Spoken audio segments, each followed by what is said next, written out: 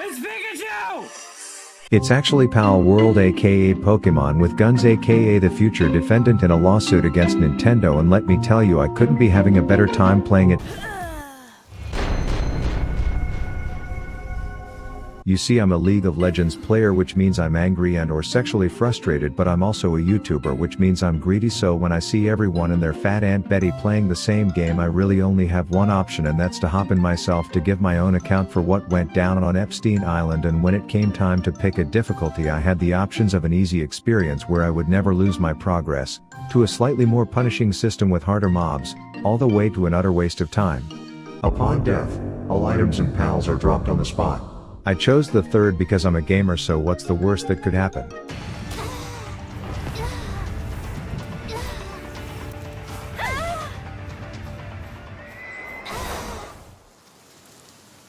In terms of my character, I felt it was appropriate to go with the grape-stained demigod who has never skipped a leg day in his life, with a gentler touch on the hairstyle, and with that, a crazy new adventure was set to begin.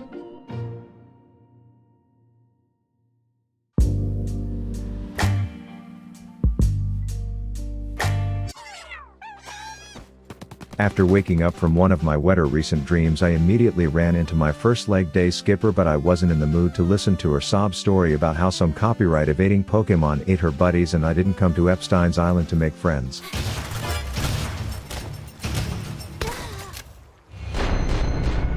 Upon learning my first lesson, I embarked on some highly engaging gameplay before realizing that I wasn't alone.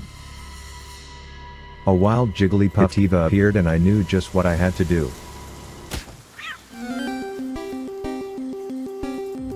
She gave me a taste and I was no longer hungry, but she wasn't done.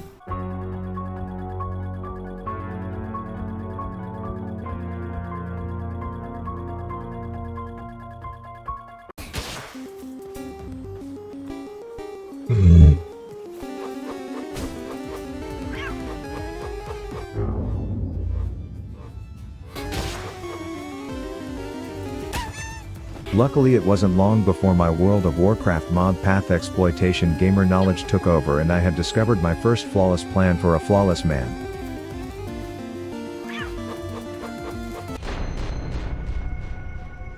Turns out punching pals is for poor people, and crafting my first weapon was all I needed to plot my revenge. I saw that wounded Clefairy wobbling back from his first victory. You can see my taint blood dried on his stupid pink fur, but this time would be different.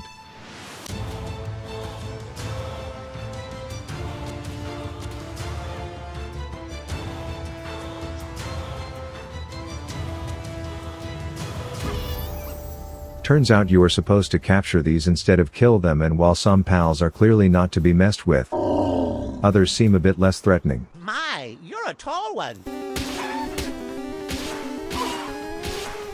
That is until I whiffed my Pokeball and ran into issues on the retry, which meant only one thing. I was running out of daylight in pursuit of imprisoning my first piece of shit pal, which made the terrain hard to navigate. But Mama Rap didn't raise a quitter.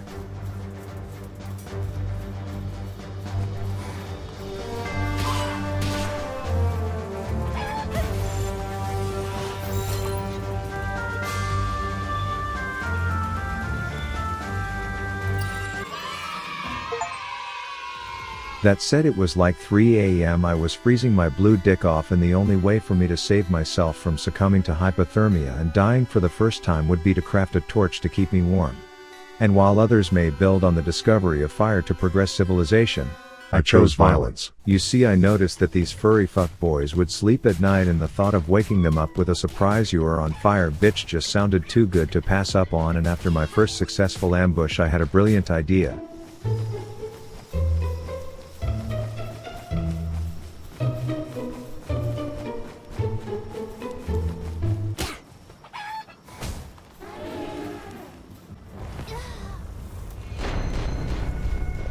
I decided if I were to survive in this world against these kinds of dangers, I would need a good combat pet, and my thinking, based off of absolutely zero evidence, was that these jellyfish head floating meerkats would be best.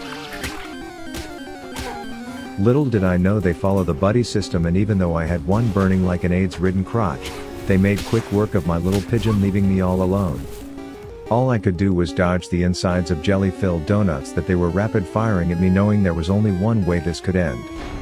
Until two law-abiding citizen penguins wearing matching wizard hats got hit in the crossfire, and it turns out the jellyfish head kittens did not want to fuck with these guys. I used this bullshit to my advantage, guiding the Barney jizz bombs into the penguins, knowing just how it would play out. I had a new plan and I would just have to wait for my chance.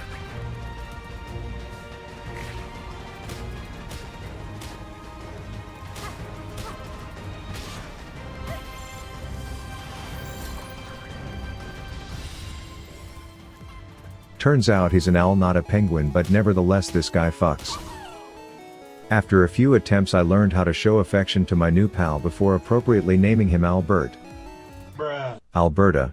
Sorry, not trying to get cancelled here, I didn't see the whole she/her symbol until after. And seeing as I now knew how to name my pals, I looked at my first one, lying there like a useless pigeon, and granted him the eternal title of dead bitch. It was at this time where I learned you need to put your pals to work at your base, but I needed Alberta by my side, and dead bitch was, as the name implies, not currently available, so I had to go out and hire a slave, and I knew just who I wanted.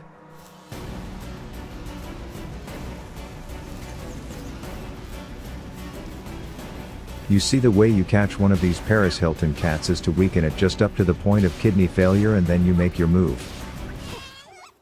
But Alberta didn't get the memo. Eventually I got one, and I had the perfect nickname for my first slave.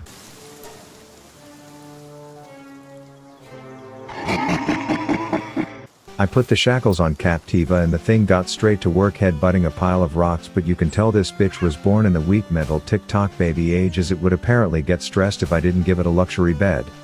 Sissy tits looked fine to me, but I built a bed anyways in fear of it starting a workers' union, but it couldn't be bothered and I wasn't going to let the bed go to waste.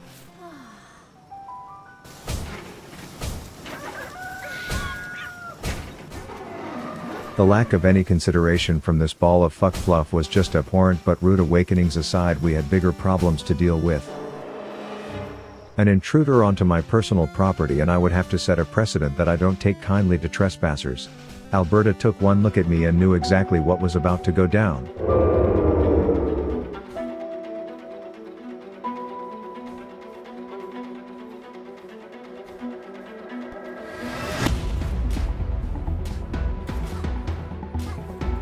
Turns out Christopher Columbus had a gun which gave him quite an advantage to my supposedly damaged axe, and I knew the second he aimed that Glock at me I'd be dead until it happened.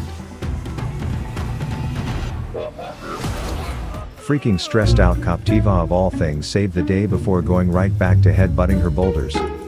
Positive reinforcement was in order to let her know that murder will be rewarded in this household. But then my next objective was to capture 30 pals, and while I thought this was a crazy ask, I was ready.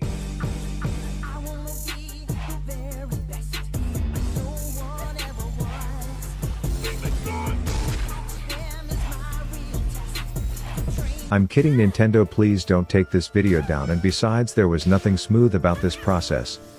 I'm not a math major, but 89% success rate seemed like a flat out lie, and Alberta had a strict one-try policy, and don't even get me started on the pigeons.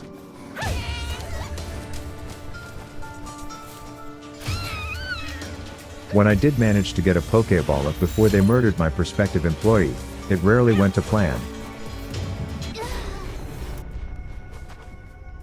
And while I quickly learned to prepare backup plans for when raw probability lies to me, I was still finding new ass baffling ways to fuck it all up.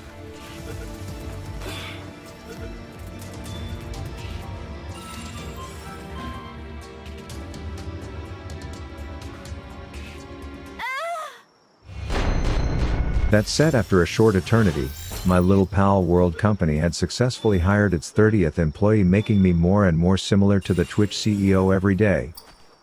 But I had bigger problems, as the bond I made with Captiva over murder earlier was shattered, as I had OSHA saying shit like negligence was present in the workplace, so I had to put a damn 7-star fruit platter in the base at all times, or my workers would cry about it. But the stupid hoe didn't like fruit, so after a few attempts I came to the decision that Captiva would just have to die in captivity. All my other workers were self-sufficient. Hypervolemic Bobby would go from projectile vomiting 1 minute straight back to work the next with no complaints, while no matter how much feeding or how many pets I gave Captiva, All I heard was neglect, and then there was Tony. Tony sure marched to the beat of his own drum, as when he wasn't busy licking one side of the Pokédex with a blank stare, he was licking the other side. He was so stupid that at some points I was actually worried he might drown himself without realizing it. When I was away from home, I would get notifications of his contributions, and every time I tried to fix things with Captiva, guess who the fuck was right there?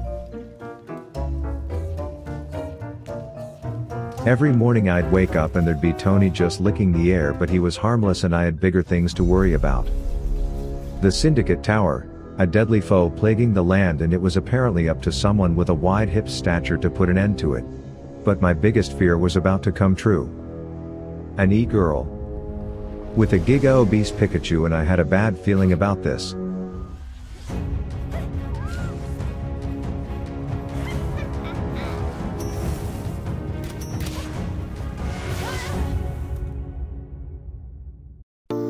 I honed my skill as a PAL collector, securing Llama Del Rey and using her as a trusty steed.